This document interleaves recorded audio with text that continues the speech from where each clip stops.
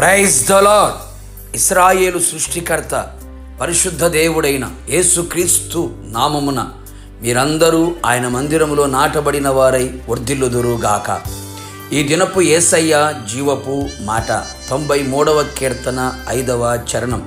పరిశుద్ధతయే నీ మందిరమునకు అనుకూలము. యేసయ్య మందిర ఆవరణములను చూడవలెనని, జీవము గల దేవుని దర్శించవలెనని, ఆయన మందిరములో నివసింపవలెనని, ఆయన మందిర ఆవరణములో ఒక్క దినము గడుపుట 1000 దినముల కంటే శ్రేష్టమని, భక్తిహీనుల గుడారములో నివసించుట కంటే ఆయన మందిర ద్వారమునద్ద ఉండుట ఇష్టమని ఆశతో ఆనందముతో మందిరమును ప్రేమించుచున్న వారలారా, మీరు ధన్యులు. ఇంతగా మందిరం ఎడల మక్కువ కలిగి ఉన్నారు అంటే పరలోకమునకు మీరు సిద్ధపడుచున్నారని అర్థం.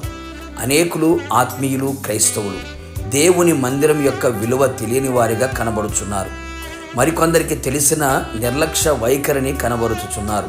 అందుకే యేసయ్య అట్టి వారి ఎడల నిర్లక్ష్యము చూపుచున్నాడు కాబోలు. దేవుని మందిరము పరలోకపు గవిని కదా, ఆయన మనస్సు నిలిచి ఉండే స్థలము కదా, ఆయన దృష్టి ఉంచే స్థలము కదా, సకల విధములైన దీవెనలు, ఆశీర్వాదములు సమృద్ధిగా సంతృప్తిగా అనుభవించేది కదా. యేసయ్యను కలుసుకొని ఆయన మాటల మకరంధమును ఆస్వాదించే మధురమైన మనోహరమైన స్థలము కదా. మనం నడవవలసిన చక్కని మార్గములు బోధించబడే స్థలం దేవుని మందిరం అని గ్రహించి మరింత మక్కువ మందిరం మీద కనబరిచి ఆయన మనసులో చోటు సంపాదించుకునుము. ఆయన దృష్టి నీ మీద సారించున్నట్లుగా జీవించుము. అంతేగాక ఎన్నటన్నటికీ పరిశుద్ధతయే ఆయన మందిరమునకు అనుకూలము. యేసయ్య అతి పరిశుద్ధుడైన దేవుడు, పరిశుద్ధతను ప్రేమించే దేవుడు, పరిశుద్ధులుగా ఉండుటకు మనలను పిలిచిన దేవుడు, తన కొరకు ప్రత్యేకపరచుకొనిన దేవుడై ఉన్నాడు. మనము ఆయనకు అనుకూలమైన వారిగా ఉండునట్లు మనమందరము పరిశుద్ధులమై ఉండవలెను.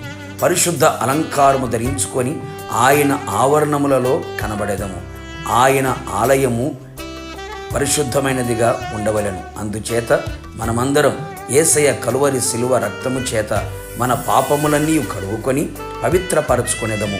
పాప క్షమాపణ నిమిత్తమై బాప్తీసం పొంది పాపములను పాతిపెట్టి పవిత్రులగుదుము. దేవుని వాక్యము ద్వారా మన తప్పిదములను ఎరిగిన వారమై, వాక్యము చేత సరిచేయబడిన వారమై, వాక్యమనే ఉదకముతో పవిత్రపరచుకొనేదము.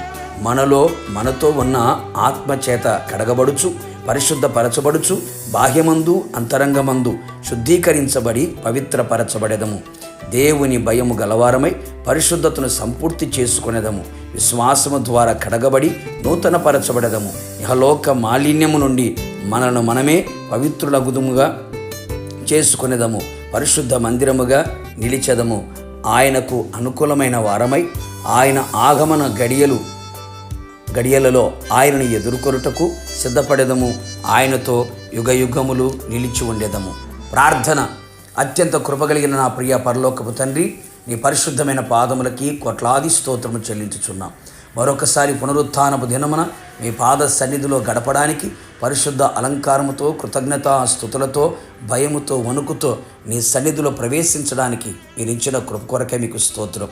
అవును తండ్రి, పరిశుద్ధతయే ఎన్నటెన్నటికీ నీ మందిరమునకు అనుకూలము అని సెలవిచ్చి ఉన్న దేవుడు, మీ రక్తము ద్వారా, మీ వాక్యము ద్వారా, మీ ఆత్మ ద్వారా మేమంతా కడగబడిన వారమై, పరిశుద్ధపరచబడిన వారమై, పరిశుద్ధులుగా నీ సన్నిధిలో పరిశుద్ధుడైన యేసయ్య మిమ్మల్ని ఆరాధించుటకు కృప మెండుగా నిండుగా దయచేయమని ప్రార్థిస్తున్నాం. మరి ముఖ్యంగా ప్రభా, మేమంతా కూడా మీ సన్నిధిలో నిలిచి ఉండగా మీ దివ్యమైన దీవెనలతో మా ప్రాణాత్మ శరీరములని బలపరిచి పరిశుద్ధులుగా నిలిపి మీ రాకడను మమ్మల్ని అందరినీ కూడా మిమ్మల్ని ఎదుర్కొనే భాగ్యమును దయచేయమని పరిశుద్ధుల సహవాసములు చేర్చినందుకు స్తుతి చెల్లిస్తూ యేసు నామములో అడిగి పొందుకున్నాము తండ్రి, ఆమెన్. నిశ్చయముగా మీరును మీ కుటుంబ సభ్యులందరూ పరిశుద్ధులై పరిశుద్ధుడైన యేసయ్యను ఆరాధించుటకు ఆయన పరిశుద్ధ ఆలయములో కనబడుదురుగాక. God bless you.